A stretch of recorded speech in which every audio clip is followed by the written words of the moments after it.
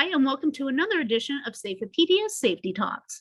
We're teaming up once again with the 1% Safer Foundation to bring you more great speakers from their conference, live and direct, happening April the 28th, 2021. If you haven't already, please use the link below to register at their upcoming conference. We have a great show in store for you today with some phenomenal speakers that are going to be at the conference.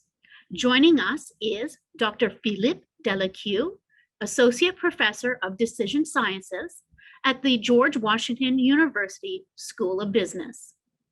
Stuart Hughes, who's the head of health and safety at Mercedes AMG Petronas Formula One team. And Rob Stephenson, the founding Formster and CEO of FormScores and the founder of Inside Out Leaderboard. Now let's dive into the discussion. I'm really excited to have the three of you here. It's great. Thank you. Good to be here. So I'm just going to kick it off and ask you guys to share, what are you working on right now? What's your passion project? So for me, based in academia, coming from the university side of things, I am much more anchored in research and theory than in practice, naturally. There's really my passion, what keeps me going in this in the safety area, is that I'm mostly looking for ways and opportunities to bridge the gap between theory and practice, you might say, or basically to transfer and leverage the existing body of knowledge we have when it comes to human behavior in situations of risk, people's ability to judge and comprehend risk. I'm looking for ways to transfer and leverage what we've known, what we've learned there, into a safety context. And I'm sure there are so many ways to do this. I mean, we've already put our hands on some of the low-hanging fruit, but there's probably much more to do. And the way I see it, really, researchers are participating in this endeavor of building the foundation of knowledge, right? Adding very small layers, 1% at a time, you might say, right? And the implications are not always immediately clear. But what's for sure is that it will inform the best practice of tomorrow. So that's kind of how I position myself in this whole spectrum between, those that are really close to the factory floor, and those that are more like in the ivory tower, to use the kind of examples. And the one last thing I'll say about this is that there's this famous quotation of the psychologist Kurt Lewin, a sort of German American psychologist, very well known. He said, "There's nothing more practical than a good theory." And that is so true. I have measured it so many times. Often we oppose the two, when a theory could really be your guiding principle, and it can only evolve and get better over time, right? For example, let me take one example, and I'll just, the idea of nudge in safety, for example. Yeah. That came straight from all the research that was done on framing. Yeah. That started in the 70s and 80s. And this idea of nudge was not originally thought about for safety, but rather for public policy and health and other things. And it's a direct implication of a theory that was not necessarily geared towards safety. So that's kind of how I position myself here. Yeah, we'll come back to that because nudge theory is a good one. Stuart, what about you? What are you into these days? Oh, thanks. I'm glad we're going to come back to the nudge theory as well, because I'm keen on that. I really like the fact that it's not a safety thing that's come into safety, and I think that's really important. And there's a few things on my radar. So in my kind of day-to-day work life, you can't not kind of have a conversation at the moment without talking about COVID, and we're just at the part of starting our season. So we're in the dying embers of car build and launching our car and doing all the marketing around, just about to start the season. And we didn't do any of this with COVID last year. So it's the last kind of thing that we're facing a new challenge on, I suppose. So making sure that we deliver that properly is a key thing. But kind of, I guess, the passion project for me at the moment is twofold. One, making the employees the heroes of safety. So a lot of people have been saying thank you to our safety team for all the hard work that we've done. And I've kind of stopped saying, no, thank you very much. And I've started saying, actually, it's all the hard work that you've done. You've done all of the things around the containment, around the controls, and actually, you're the people that's making this happen. All I've done is given you the tools. And so that's one thing I'm really passionate about at the moment. And then the second thing is this kind of elimination of friction. So I find friction creeps its way into the world of occupational safety and health. And I want to try and reduce that, whether that's from people getting information into a safety system or getting information out, or just the communication between safety and business leaders. And I think that's one of the things that can truly drive this kind of 1% improvement that we're looking for. So those are kind of the two, I guess, passion projects, and then you know, as I've explained, the day-to-day challenges as they come up in the fun world of motor racing. And Rob actually checked out your form the other day, so I know about that. Cool. Thank you for checking it out. So I'm probably representing more the health side of health and safety, and specifically mental health and well-being. And it's always a bit of a story when I say what I'm doing, so I'll try and just be succinct with the short version. So I'm trying to help inspire the creation of mentally healthier workplaces and society. And there's a couple of big ways that I try and do that. One is by helping smash the stigma by showcasing senior leaders who are open about their challenges of mental ill health, to then create that ripple effect through the organization that, look, it's okay to seek help when you're struggling with mental illness. But increasingly, I find myself in a lot of the talks that I do to organizations, inspiring people to get on that journey of well-being, so prevention or promotion of positive health, so that we don't fall into distress. And I think that's a big opportunity for everybody in society and workplaces right now, is an acceptance that we're on that kind of mental health continuum, but that we can influence where we are on that continuum by being intentional about our well-being. So that's what I kind of do on the kind of mental health, the stigma and the prevention side.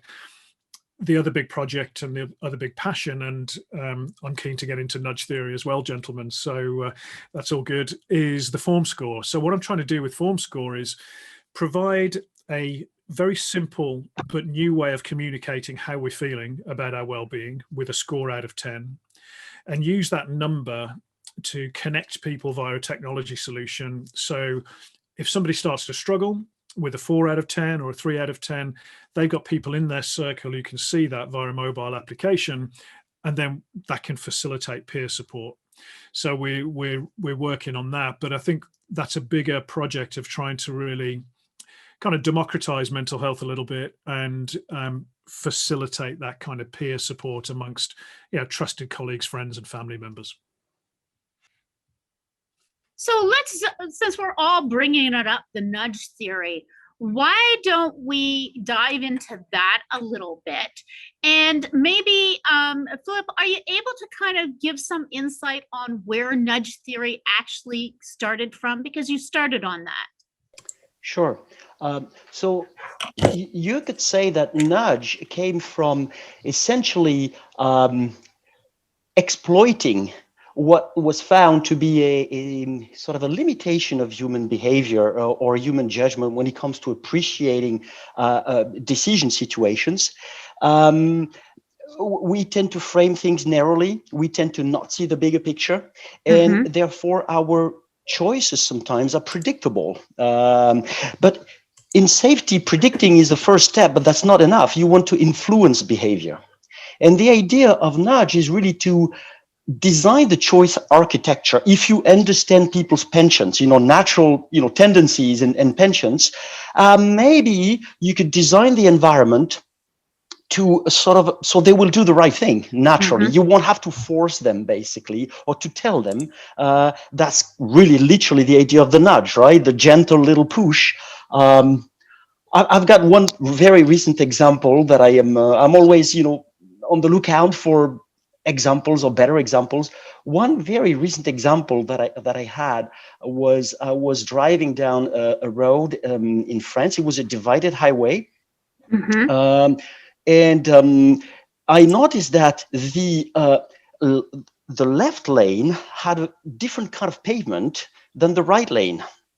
And when you use the left lane for passing a car, it was kind of very noisy and less nice and smooth to drive than on the right lane. So what you would do is you would naturally maybe use the left lane for passing a car, but then you wouldn't want to stay there. You naturally will want to go back to the right? Which is what the signs are telling you to do all the time, right?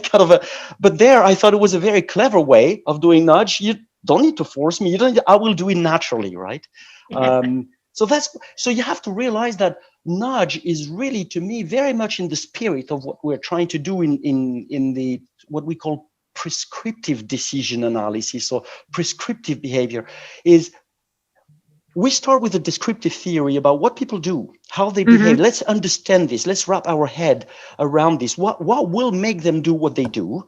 And then how could we exploit this to redesign, basically, and to prescribe or to train them, or, there are many implications, obviously. But that, to me, would be my way of describing how kind of the idea of nudge came about. By the way, I believe the term was coined by Dick Thaler at the University of Chicago and Cass Sunstein. They both have they wrote the book, titled Nudge. Dick Thaler is a Nobel Prize winner in 2018, if I'm right, in economics. So you see that, interestingly, these are ideas that started from economics and psychology, or really the nexus, kind of the meeting point of economics and behavioral science. Well, and it's interesting because when I learned about nudge theory in social work, I have a social work background, in fact. My understanding is that this theory has actually been around since 1979. So it actually goes back. And my understanding was the theory was developed by Daniel and Amos. Daniel Kahneman and Amos Tversky, yes, called the term of framing, Framing. As I said, the starting point was framing effects. Yeah, and so, we always think when we see something, we read it on the internet, it's new. And the fact is that this is not new. This has been here for a long, long time, and I always find it interesting that what is old is coming up again in our timeline. What are other people's thoughts?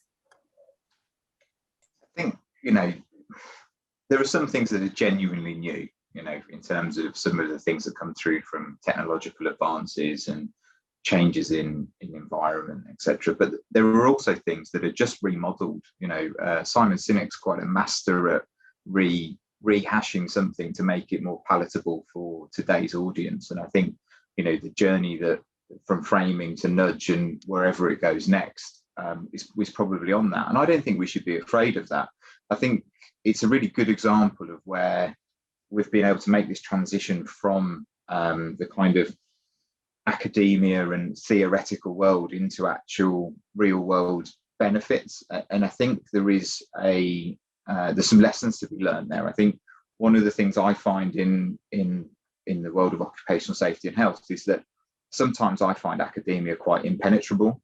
I don't find a way in, or I don't find something that's grabbing me. And actually, there's loads to get excited about, but there's some kind of translation that just doesn't happen, into the day-to-day world for me. And actually, a snippet on LinkedIn of a video clip that explains something quite quickly, I can digest, and I'm in, and I'll go and research and learn a bit more. But actually, I think there's a real good avenue to take what's happening in academia and bring it into the real world in a way that we can use. And I wonder whether you can actually make use of nudge theory to do that in a way that you could get the information into the OSH profession in a way that is a little bit more accessible to us all. And I think that's one of the things I'd really like to see, as we move along in the future. And I think there's some great examples of just flipping people's behaviors. One of the fun things I learned recently was one of the whether you sign up for stuff, basically, one of the big, I can't remember which internet provider it was, but basically they worked out that customers were really put off from buying stuff because they had to register their details. But if you checked out as a guest, I think it's something like 98% of people will fill in their details after they've purchased something to repeat purchase. But they were finding the same amount of people wouldn't even start a purchase because that was a barrier to it. And I think it's understanding how we can identify the barriers. You could take that logic into safety. What are the things that are stopping people telling us about stuff? And then actually, how can we enhance, once they've done that they'll keep telling us about stuff? So I think there's some really good things we can learn from nudge theory. I heard a great example, and I'm paraphrasing a little bit on this study, but it was in the safety world, and they basically got protective gloves and looked at the utilization of them, and then they painted on the kind of hand on the outside of the glove, so you had a visible steer of actually your hand is beneath that glove, and this really encouraged a marked change in behavior to be more safe, and there were less accidents around those that item of protective clothing, which was interesting. But the bit for me on nudge theory, it's behavioral science gets a fair bit of bad press in the way it's used by big tech, and I think we're seeing a backlash against big tech right now. Is in terms of what I do, how can we kind of nudge behaviors in the positive sense and to create outcomes that are good for people and society? So can we create the situation where people become more intentional about their well-being and more literal about their well-being, more intentional, to then create this kind of herd immunity around mental health because people are looking out for each other a little bit more. Now, I think there's some quite interesting things we can try and do with that, but it starts with encouraging people to get on that journey, which is where I think nudge theory can be helpful. I think, Rob, also it's looking at the trends of stuff, isn't it? Like one of the things that happened with us, we launched the wellbeing program and had health assessments at work, and there was a proportion of people that didn't want to do it. And actually, their behaviours have changed because they didn't want to do it because they didn't want to be told, that essentially their well-being wasn't very good. Then they've gone and made lifestyle choices to improve their well-being, so that for round 2 they are going to sign up, but they're going to go in there in a much better position. And I would never have kind of thought that would happen in the environment that I work in and kind of with people's behaviours. But it's really interesting that we think, oh, this is a great thing for people and everybody will sign up and do it because you get your status and you learn how to improve.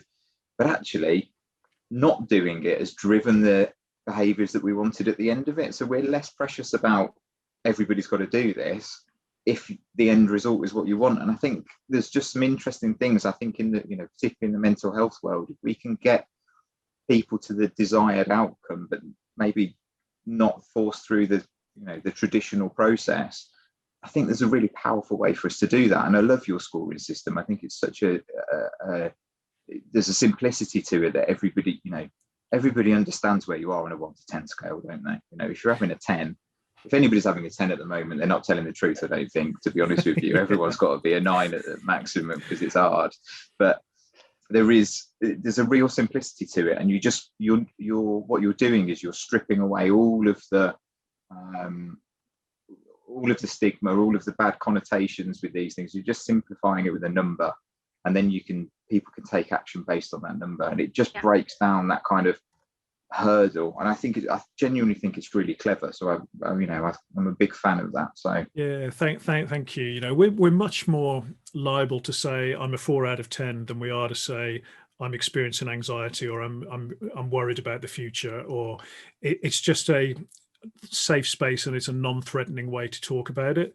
We still need to act on it, and we still need to have the provision in place and the resources and the benefits and the education.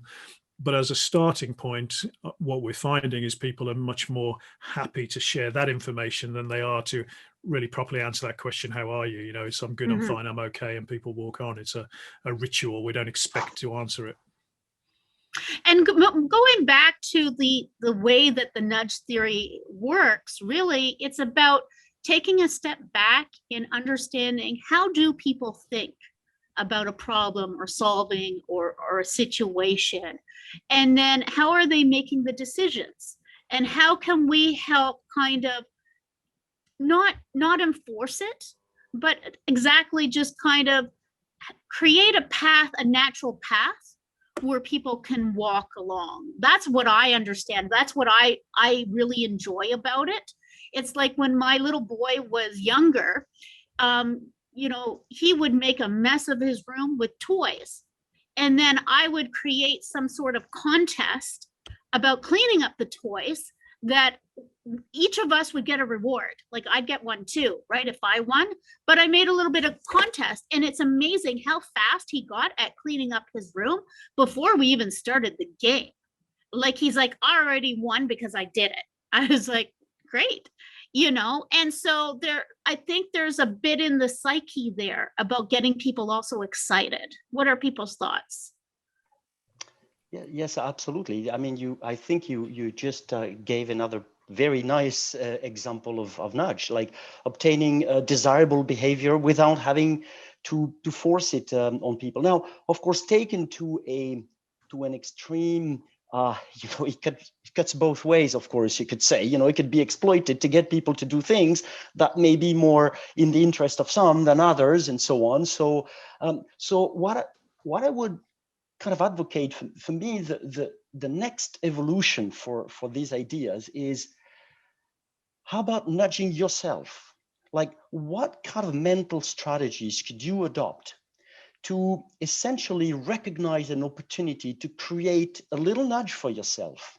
I mean, this is kind of still new, you know, new things that I'm thinking about, but I think that would be kind of the next step, where it's more like decentralized. It's not like a mastermind that has created the choice architecture. We will still need some of that, of course, but it's each one of us is capable of overcoming our own limitations by exercising those options, you know, so to speak.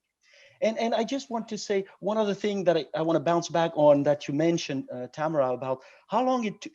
Like, some of the starting point of this is like the late 70s, you know, framing effects by Kahneman and Tversky and all the many other examples and demonstrations of this. And that you're looking, what does it take so long?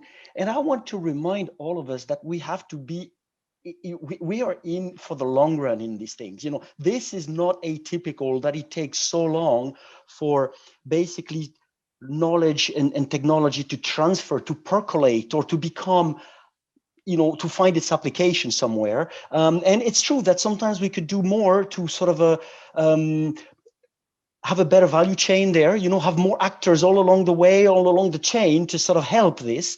But it's not unusual. I mean, I could share a very quick example. When I was a graduate student at MIT in the 80s, I was sharing the office with another graduate student who had a very special computer with a big screen. It was a color screen for the time. You know, we had the little green screens, right, at the time, and he was working on a project on designing what is the best data structure to represent maps and so on.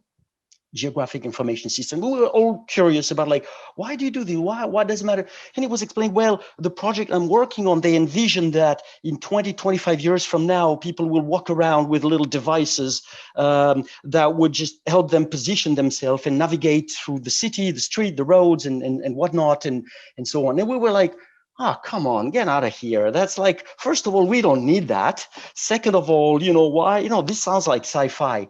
But this is to show that I have a concrete example of what you see today. You had to lay the foundations of it so long ago to be able to add all these layers and to, you know, to get where you are now, right? It's just like, it's, you know, it's climbing the mountain. You cannot be there immediately, basically. I think the point about sort of taking individual accountability for nudging oneself, and Stuart linked into, you know, kind of your employees as the heroes of safety. It's an interesting one, isn't it? Because, you know, in a lot of workplaces, we've taken away the office right now. We've got people working at home. They're not commuting, and yet they're working longer hours with fewer breaks in the day. They're not getting outside. They're taking their lunch at the desk. And we almost had that enforced discipline to take those breaks and those little moments away from the work face and the screen. And to bring in that individual accountability requires a bit of literacy, doesn't it? Because left to type, we just sit here at the desk, and I'm talking about intelligent, human beings here. And so it doesn't make sense that that's what we revert to. And I think as humans, we've sort of got to train ourselves to nudge ourselves a little bit. And I think as employers, we've probably got a bit of a duty of care, not to provide all of the solutions, but to inspire and provide the knowledge to get on that journey. I think it's really true. I think it's very interesting this time to see, what people revert to. And, there's a bit of a joke in our house that, the commute downstairs isn't too bad. But the truth is you can spend your whole day just sat down at your computer, and then, everybody likes generating new terms. I'm hearing this psychological stamina coming up a lot, and actually that's what we need to kind of get through this, and maybe a few more false dawns. And it's an interesting concept, because I think what we need to be doing is we need to be encouraging people to build their self-discipline. And I think the only way that you're going to have a truly healthy and safe workplace is through self-discipline. And to come back to a point earlier, you can't complete safety. You can't win it, if you know what I mean. It's an infinite game. And it is an everyday task, and it requires everybody to give something to it every day. And that's why I like the concept of 1% safer. It's one of the reasons I chose to get involved, because it's something you can get behind, that it's an easy concept to understand, might be a difficult one to execute, but actually the smaller we break things down into, the easier it is to deploy. Everybody can do something every day to improve safety in their workplace, or in their home, or in their health, or in their life. And I think that's the key message we have to get across. But it does come back to this, how do you create that self-discipline? How do you catch yourself? How do you nudge yourself out from those behaviours that maybe aren't helpful or doing the right things for you? It's very interesting. I don't know if you've been. I'm not a massive rugby fan, so I can't pretend to know much about it. But sport in general, behind closed doors, with no fans, it's been really interesting to see. You've seen some teams really outperform probably their ranking or their capabilities, and you've seen other teams capitulate.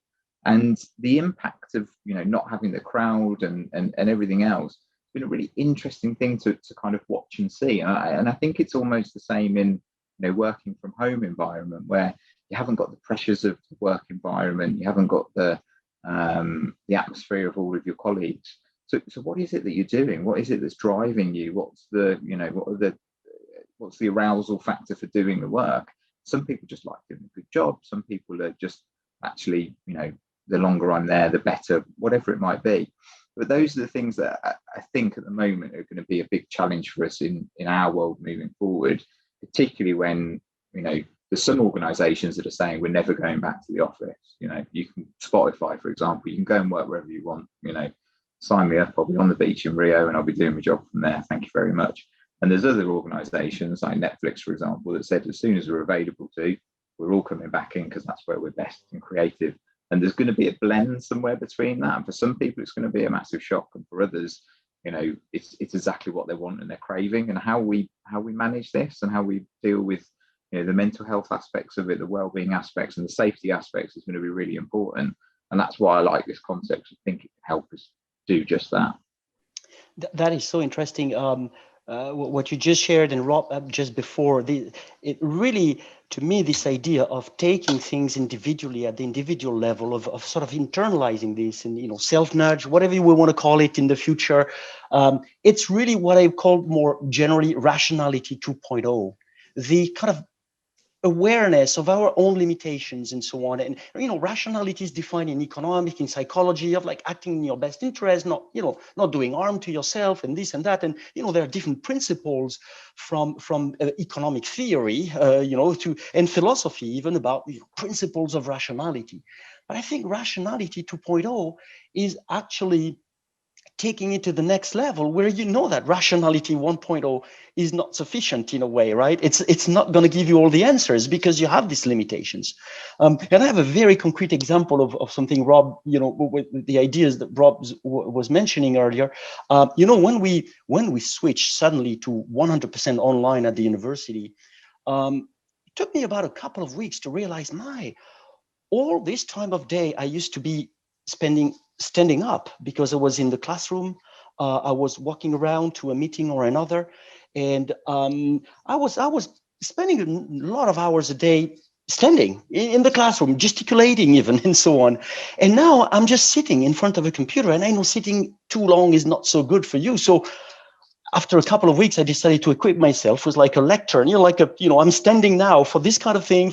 I decided, look, I'm going to keep doing it kind of the way I was doing before, having some hours of the day I'm standing, others I will be sitting in front of the computer, catching up with email and so on. But this was, to me, this is a concrete example of sort of taking charge, not being told, not waiting until, you got a recommendation from doctors or others to do that. It's, so interesting stuff, really. More to do definitely about all of this. We are health and safety professionals.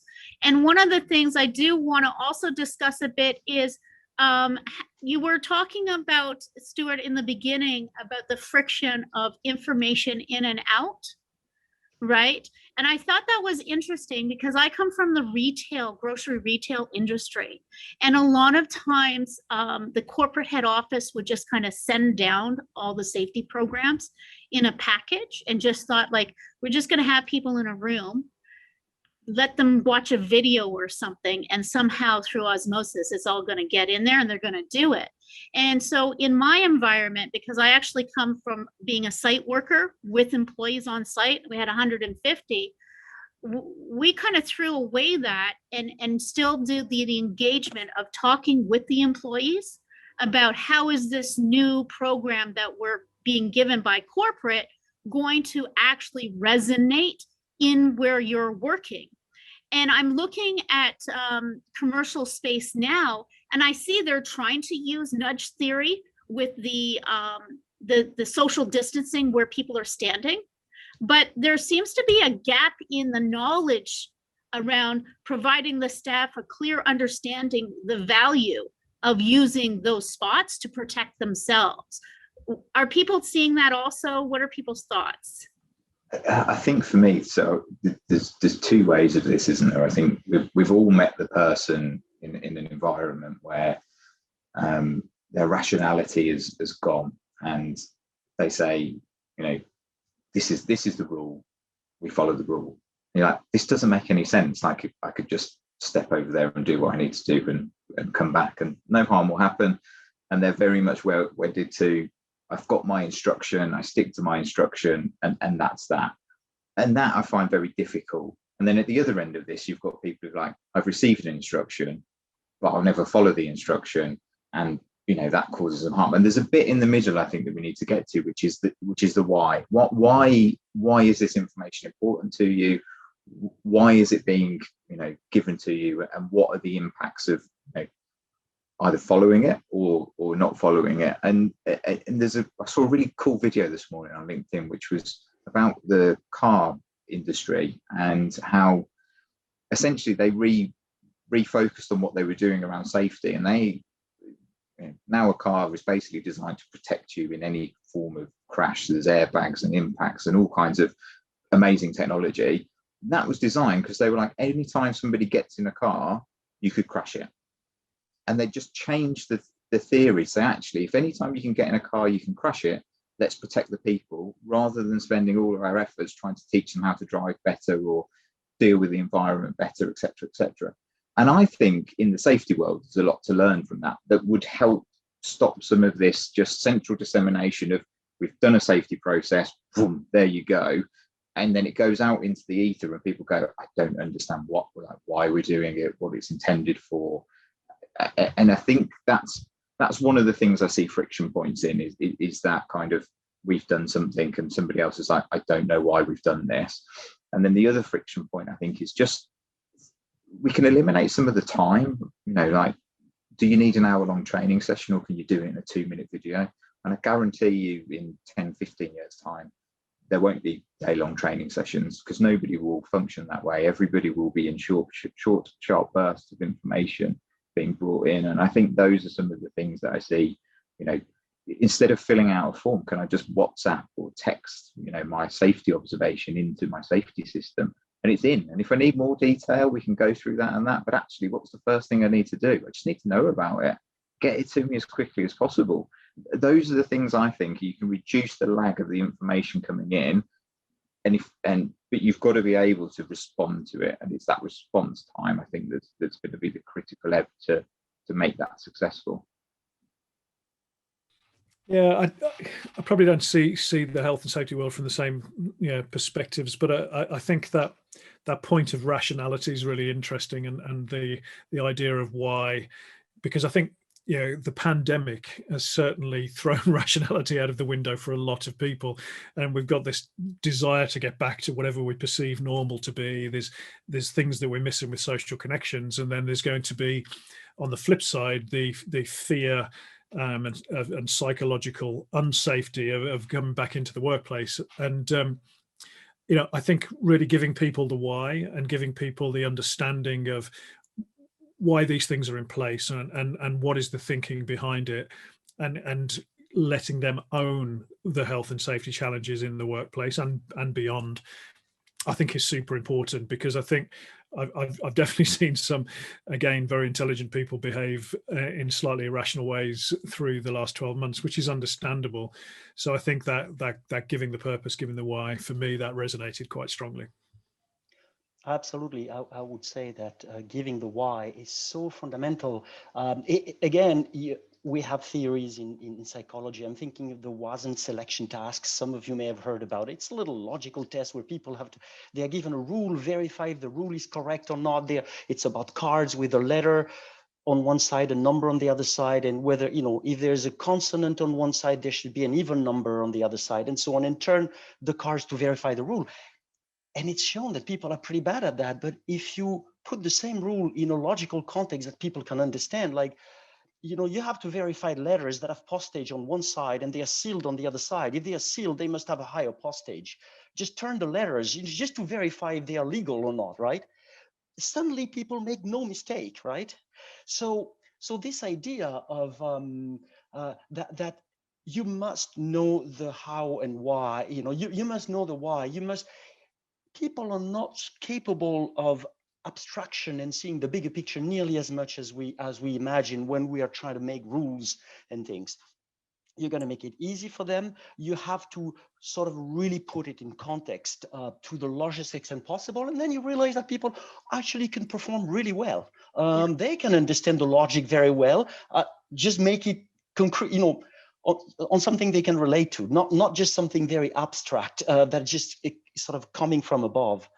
So I totally relate with what Stuart and Rob just said about this kind of, you know, understanding the why and working on making sure that this is clear to people. It's totally fundamental.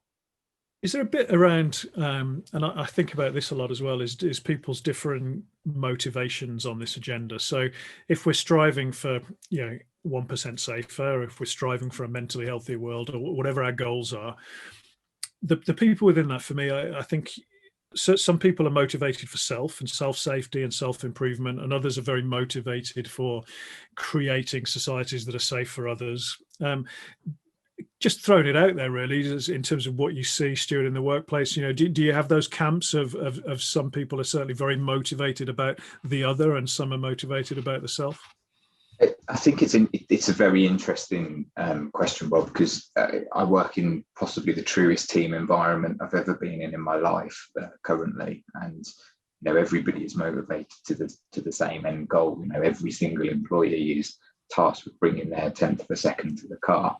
You know, and that is from whether you're, you know, cleaning the site and making sure that, you know, it's free from risks from that element of it, or whether it is you're, you know, designing the latest kind of update to a front wing, to whether you're actually manufacturing the wheel nuts that go on during a race. You know, everybody has that same objective. So I think we have a we've got a very strong collective kind of goal, which helps us. I think the interesting thing for me though is where you break down the individual and the groups, and I think this comes down to commitment. Individuals make commitment, groups aren't that good at making commitments because of the things that you've just mentioned in terms of the different drivers for people. So actually, I think you have to really get down to the individual level of the commitment, and to then build up this kind of, collective thought process and power to act in that certain way. I think one of the other things you mentioned earlier was people having ownership of the safety challenges. I think also the really important thing is that they have ownership of the solutions. So one of the, I work with an incredibly intelligent workforce that do lots of things that I can't really comprehend. And I love it because I'm hyper curious. So I run around and kind of just stick my nose into stuff and ask lots of questions. And I'm not bothered if they're stupid or not, because I don't know if they're stupid or not. I'm just interested. But what I often tend to do is say, well, from my viewpoint, this is what I'd like to try and achieve. How would you do that? And what are the benefits if you could do that? And we've brought people outside of processes, and really stop them being exposed to risk. But actually, it's driven performance improvement in the way that a process is delivered. And they'd have never have done it if I hadn't asked the safety question, but they'd also have never have done it if I'd have said the solution is you need to be at, you need to be here, or if it was so prescriptive, they'd have never have found that performance game. And I think that is just a key notion. Like, yes, the challenge is yours as an individual, and I want you to commit to whether it's health or whether it's safety or whether it's well-being. But actually, I want you to own the solutions, and I want to, we can learn from that. And I think that's where the power is. I'm really about kind of empowering the individual, and then I think you get a better group performance out of it. And it's interesting because I come from the grocery retail, which is a totally different environment than what you're talking about, because we have individuals who are just in it for themselves. They're coming to work to make a paycheck, and they even say, I don't care about anything else. I'm just here to clock my time, which is a totally different mentality than when I was talking to the people in the bakery, that they have to build things together because they're building cakes and stuff. So it's kind of like your team where they're looking after the car, where these guys are building something. And so they also look out for one another. So I think there's something there. Yeah, I think 100% you have to have this. And there is, I also don't think there's anything wrong in a work environment. Generally, don't believe this to be wrong, is if you are just turning up to earn some money because there's other things that you want to do with your life that are more important to you than work. I don't think that is particularly a bad thing to have in place, but I think we need to tap into that in a way that means that you can get into the hearts and minds and attach them to the value of safety. And it's actually okay, you might not care about the environment that you're in work-wise and the people around you, but actually if you're doing all of this money, earning all of this money because you want to go to the shooting range at the weekend and you're really interested in buying X, Y, or Z, gun to take down there and show off to your friends. If you have your accident and you can't do that, that's going to have such a negative impact on your life. You have to find the hook for people. And I think sometimes there's a potential to look down on people that, are there just to earn some money.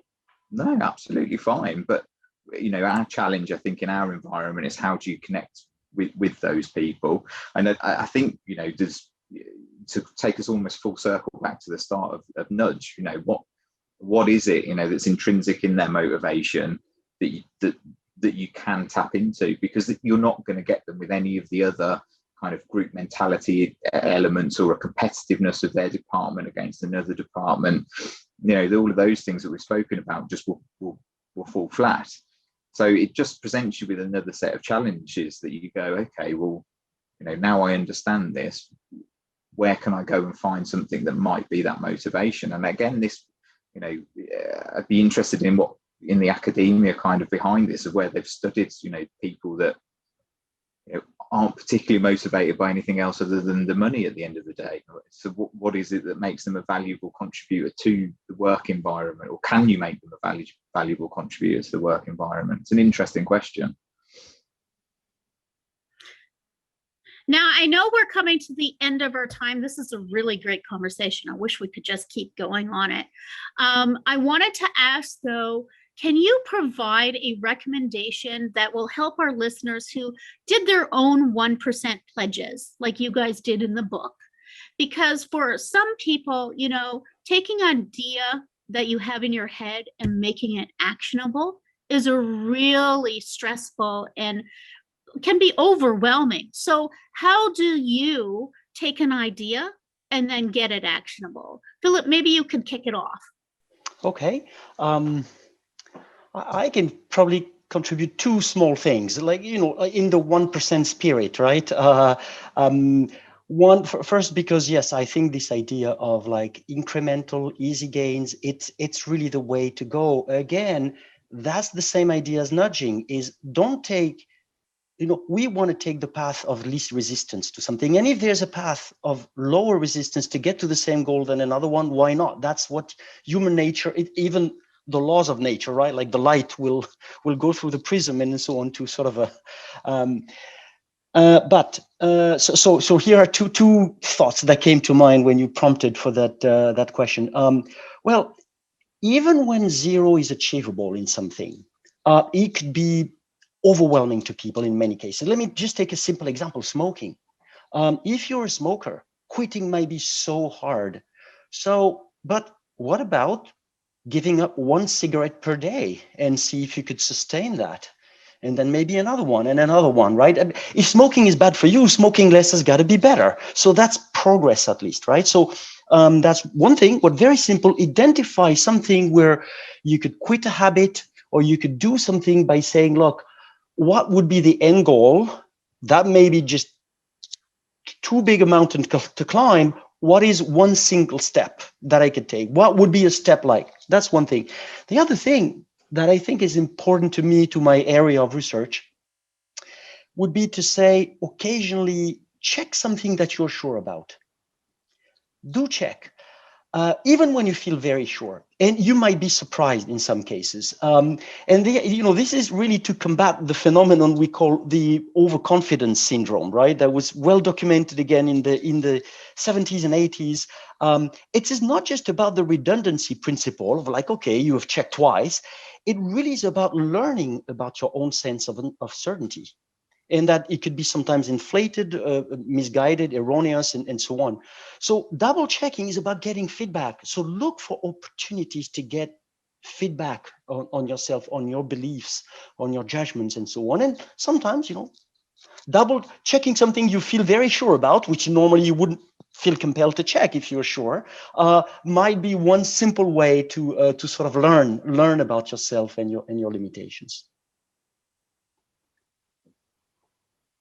I'm always a bit reticent to make suggestions, because I like to either meet the individuals or the organisations that you make suggestions to make sure that they fit. But I will do, because I think it's a great question. So I think there's three things that I'd say. One is go out and buy the book, go out and get the 1% Safer book and take a read through of it. And if something resonates with you, then start to think about how you could apply that.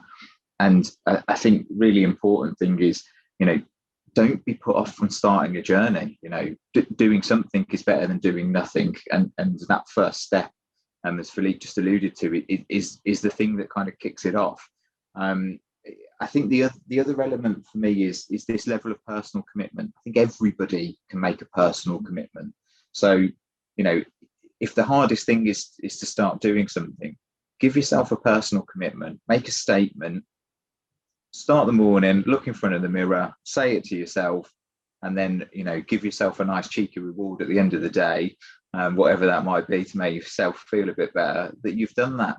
And there's a thing that James Clear writes about in Atomic Habits, which is about how to build habits and kind of construct behavior that's useful for you. And it's attaching it to something that's already existing and exciting. So one example is brushing your teeth. Everybody brushes their teeth. So if you add something to your routine when you brush your teeth, like doing squats, for example, I used to do kickboxing, and that was one of my favorite things to do whilst I was brushing my teeth. Standing my horse riding stance, it was quite a good way of building a good habit and strength. But there might be other options that you could do that with, where you go, okay, I'm going to add this to I'm going to listen to a podcast during my morning commute because that's going to help me learn some knowledge. There's little things like that I think you can do really well. And if you're making a personal commitment, maybe you add that time into something you enjoy doing. So I'm going to go and make myself a coffee. Part of my coffee, I'm going to take a longer walk around the site and I'm going to make a safety observation. Easy to do. And, you can do it every single day. So that would be my recommendations. Stuart, I have to say that when I'm letting my espresso brew in the machine, I do a few squats while that's all happening. So there you go. So for me, I always kind of stick with my area of passion for this, but it's about giving yourself the gift of self-reflection, asking you to answer that question, how are you today, around your mental well-being, and realize that actually our mental well-being is highly personal, it's highly individual. So some of us might need to focus on sleep, others on exercise, others on our social connections, others balancing stress with moments of recovery, some on finding a sense of purpose, some on financial well-being, whatever it might be. It's highly individual.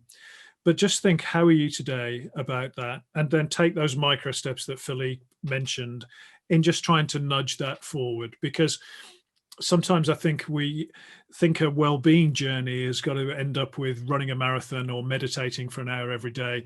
We just need to start and be playful, be curious, but know this, that it is one of the big performance gains we can all make as individuals by being further up that continuum towards thriving. This has been an amazing conversation.